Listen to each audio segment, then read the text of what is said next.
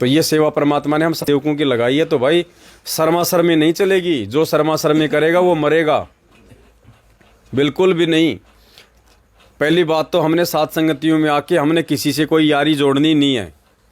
ये गलती मत कर देना कि ये मेरे पास में बैठती है, ये भगत मेरे पास में बैठता है, बहुत अच्छा भगत है, हम तो दोनों परम मित्र बन गए, ये मेरी सहेली बन गई। सबसे पहले मरोगे।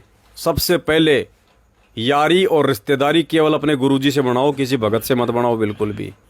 अगर यारी रिश्तेदारी आपने आपस में बना ली, इसका मतलब धीरे धीरे आप उसकी अनुचित बातों को भी मानना शुरू कर दोगे शर्मा शर्मी के कारण, कि ये नाराज़ ना हो जाए, अगर मैं ऐसा कर दूंगा तो पता नहीं ये क्या सोचेगा। जहाँ ये बात आ गई, मालिक कहते हैं लोक लाज ना कीजिए, निर्भय हो रहिए, जो मन चावे राम को दासा तन धरिए। तो यारी तो हमने बिल्कुल भी नहीं जोड़नी है 1% भी। अगर यारी जोड़ ली तो ये यारी भी परमात्मा कहते हैं तुम्हारे सत्यानाश का कारण बन जाएगी। ये यारी सत्यानाश का कारण, क्योंकि काल तो मौके देखता है। काल मौके देखेगा कि इस भगत की आस्था किस चीज़ में है, और जिस चीज़ में हमारी आस्था रह गई, काल उसी चीज़ को माध्यम बना के यार से तो डिस्क कैसे हो गया? कल तो पूरा चार्ज किया था इसको। अब तुम तो कहाँ लगेगा, बहुत टाइम लगेगा इसमें, हैं? जरा देना बोर्ड इधर ला। मालिक जब 9 लाख बालक लाए थे तो परमात्मा ने सरफी कम्मले बांटे थे, लेकिन इस बार वक्त से लिए जाएंगे।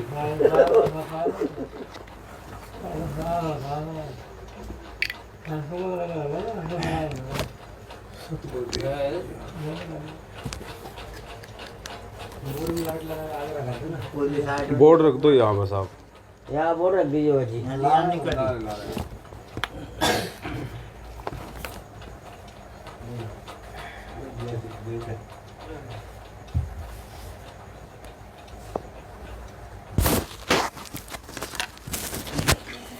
भगत जी एक सवाल और पूछ रहे थे ट्रेन में। 1 सेकंड रुको,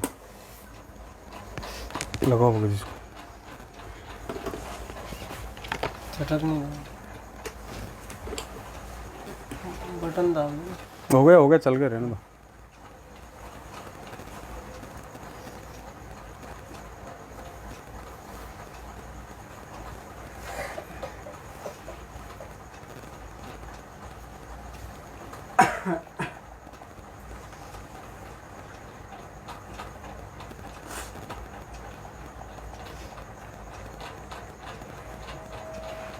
देखो क्या करे परमात्मा। देखो, एक होता है हमने यहाँ पे किसी चीज़ को सुन लिया, और सुनने के बाद यदि हमने उस चीज़ को अपने जीवन में लागू नहीं किया तो भी हम गुरु जी के महादोषी हैं, तो भी हम दोषी हैं गुरु जी के। तो परमात्मा ने बताया कि अगर आप सत्संग में आते हो, सत्संग कहो चाहे साध संगति कहो, और सत्संग में आके साध संगति में आके यदि हम उस परमात्मा की चर्चा के अलावा कोई और चर्चा करते हैं, आपस में कोई अपने घर की, कोई अपने रिश्तेदारी की, कोई अपने संबंध बनाने की, मेरा छोरा नौकरी लग गया, वो नौकरी लग गई, मेरे घर में ये ठाट हैं, ये बाट हैं, इतनी ज़मीन है, तुम्हारी लड़की क्या कर रही है, तेरा लड़का क्या करता है, आपस में उनके रिश्ते कर दो। परमात्मा कहते हैं इस तरह की बातें भी तुम्हारे को ले डूबेंगी, ये भी काल का भयंकर जाल है। और सत्संग में सिवाय परमात्मा की चर्चा के दूसरी कोई चर्चा नहीं होनी चाहिए। अगर तुमने अपने बच्चों के रिश्ते बनाने हैं, आपस में नंबर ले लो, साथ संगति से जाने के बाद अपने घर पे बात करो, या किसी दिन एक दूसरे के तुम घर पे आओ जाओ, वहाँ पे चर्चा करो। सत्संग का मतलब है केवल सत्य का संग, और रमेणी की बात करना ये सत्य का संग नहीं है। जमीन जायदाद की बात करना ये सत्य का संग नहीं है, केवल परमात्मा से संबंधित चर्चा।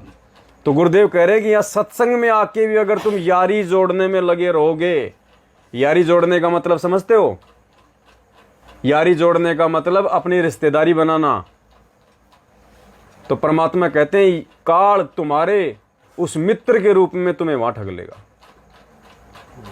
उस मित्र के रूप में, क्योंकि वो तो मौका देखता है। जैसे दो पहलवान आपस में लड़ते हैं, तो गुरुजी ने क्या बताया कि एक पहलवान दूसरे पहलवान की कमजोरी को देखता है कि इसकी कमजोर नस क्या है, वो सबसे पहले वहीं पे अटैक करता है।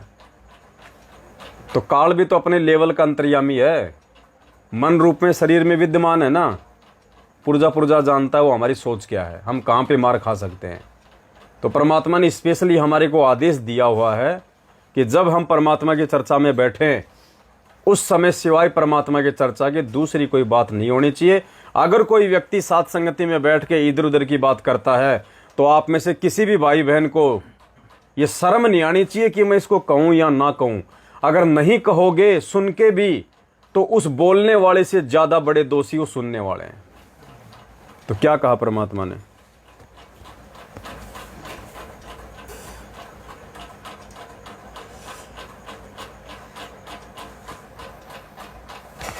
वही व्यक्ति विचलित होगा जो गुरुदेव से प्यार नहीं करता, जो गुरुदेव पर पूर्ण आश्रित नहीं है। जैसे आप सत्संग में आते हो या भी एक दूसरे से यारी जोड़न में लागे रहते हो तो फिर वो भी आपको हानि कर जाए, क्योंकि काल वहां पर हो सकता है आपके किसी यहाँ बने हुए मित्र के रूप में खड़ा हो जाए और आप उसके साथ साथ उस दूसरे स्थान पर जा पहुंचो।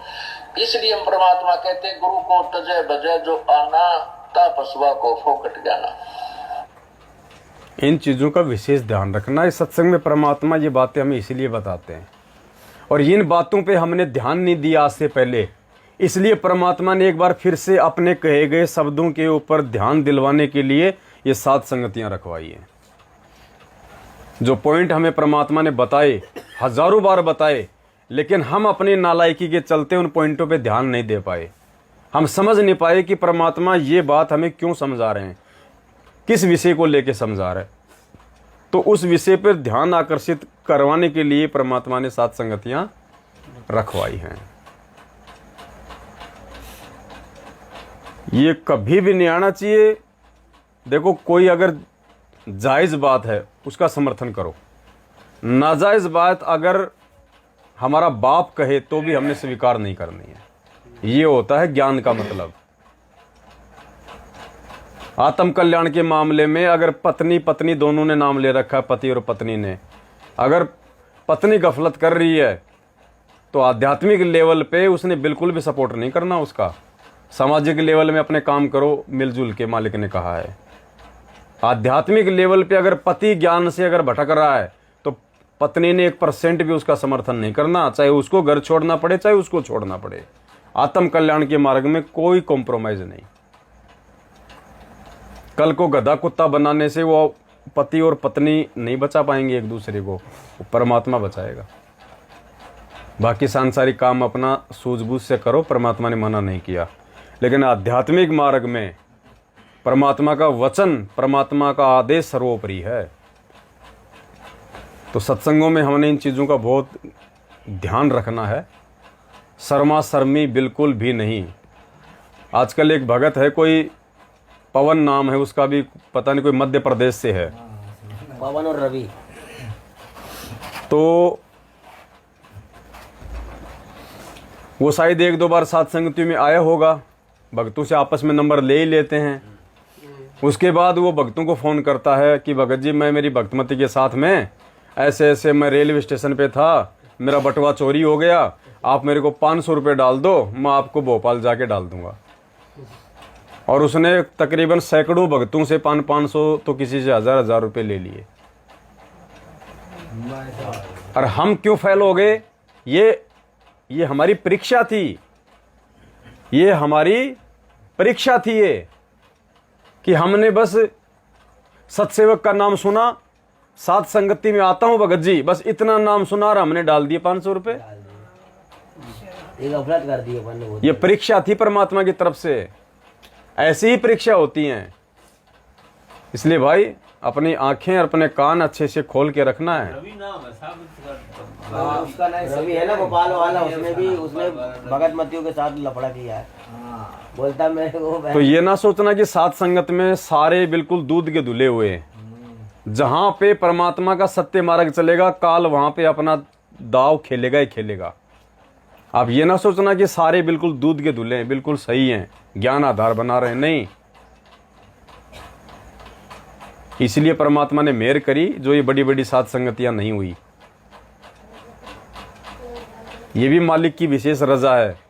भले काल ने चाहे साध संगतियां रुकवाने के लिए मैनेजमेंट को निमित्त बनाया, लेकिन परमात्मा भी यही चाहते थे।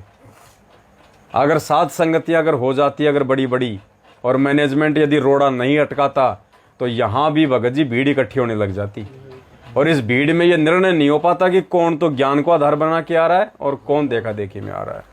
इसलिए परमात्मा ने कहा कि मैं तो केवल मेरे वही बच्चे रखूंगा, वही बच्चे छाटूंगा जो बिल्कुल ज्ञान से टकाटक है।